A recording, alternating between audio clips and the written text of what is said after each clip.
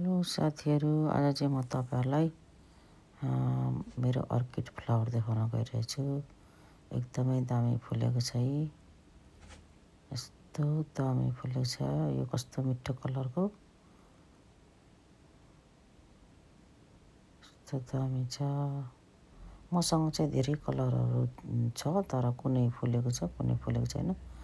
यसलाई चाहिँ अलिक घमाइलो ठाउँमा चाहिन्छ, तर अब कुनै चाहिँ अब अलिकति भित्र राखेको हुनाले चाहिँ कुनै चाहिँ फुलिसकेको छैन।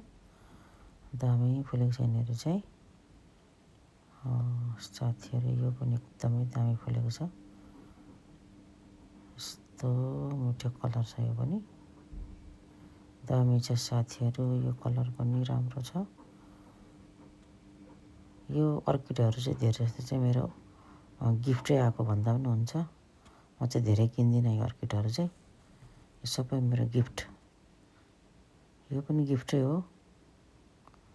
यो पनि एकदम राम्रो छ। यो अर्किडलाई चाहिँ मैले जानेअनुसार जस्तो सेप दिँदा पनि हुने रहेछ क्या साथीहरू। यसलाई अब यस्तो सेप दिएको छ, दुईवटा उता हाँगा काटिदिएको छ। यो दुईतिरबाट फुल्छ यो पछि। Thank you, by.